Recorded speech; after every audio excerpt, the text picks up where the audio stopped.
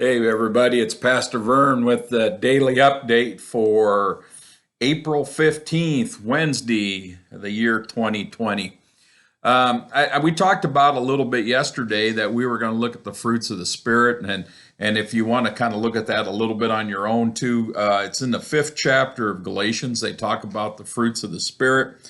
There's nine listed there. We're going to kind of go over them. We're not going to necessarily do them in order that they're listed there. In fact, we started with gentleness yesterday, and that was actually eighth on the list. And we're just going to kind of go through the process as I kind of come across things that speak to me about those fruits of the Spirit. Those fruits of the Spirit are those things that well up in us because Christ is a part of our life. It's the things that the good things that come out of a relationship that is built on our centering ourselves with Christ. And today we're gonna start out with some scripture from John and from the 16th chapter. It says, "The hour is coming, indeed it has come, when you will be scattered, each one to his home, and you will leave me alone. Yet I am not alone, because the Father is with me. I have said this to you so that in me you may have peace. In a world you face persecution, but take courage. I have conquered the world."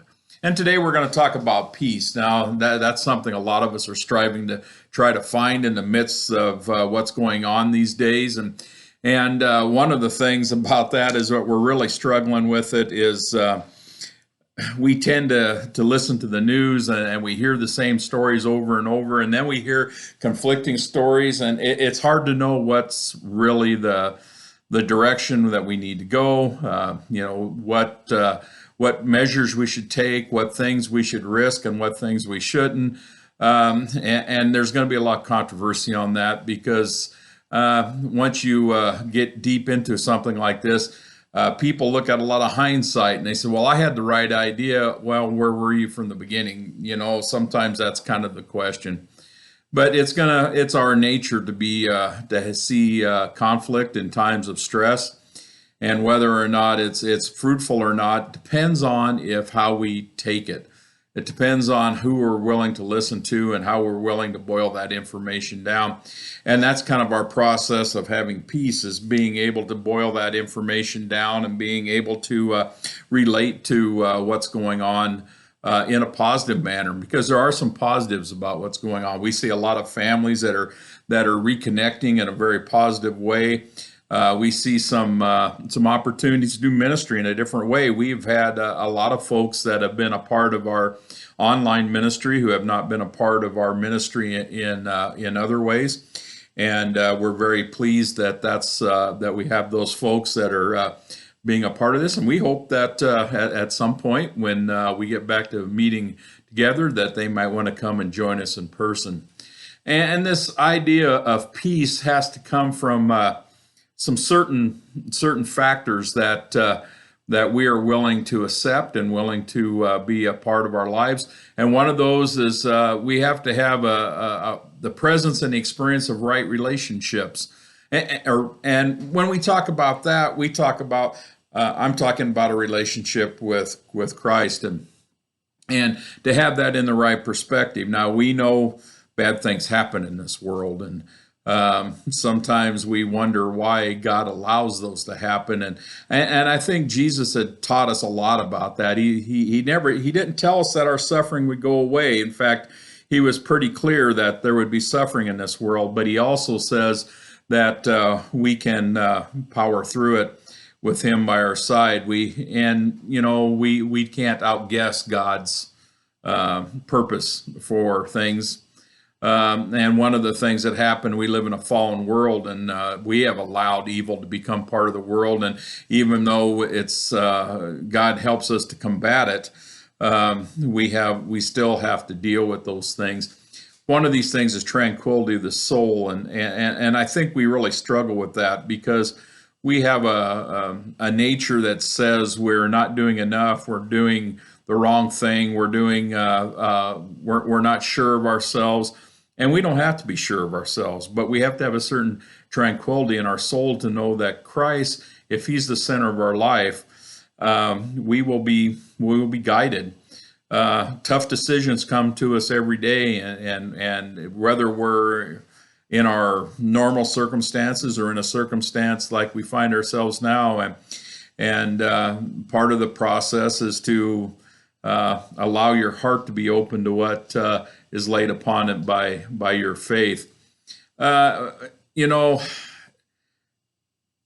part of this comes to the poise of being a Christian, because part of the poise that we build as being a Christian is we learn how to trust.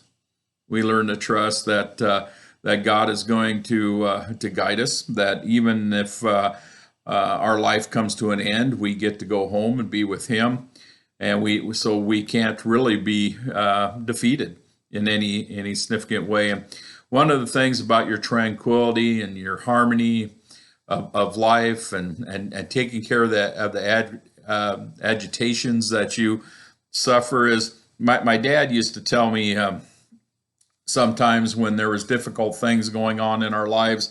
He says oftentimes, and of course, I've talked about this before. I come from a long line of world champion warriors, and that's kind of a trait that we had passed down. But my dad had a saying that kind of sometimes put that into perspective.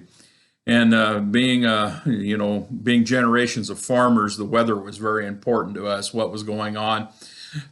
We were both crop and livestock producers, so regardless of the time of year and regardless of the situation, weather always was a factor in our ability to do the work that we needed to do. And he would often say that as we would worry about things, that oftentimes these worries we experience is like a storm in the west. Now, we all have experienced those big black clouds rolling over the bluffs or rolling over the hills or across the plain at us, and with that look very tumultuous, look like they're going to just be this horrendous storm that's coming. And sometimes it's just a gentle rain that comes. So that's one of the things that we want you to think about.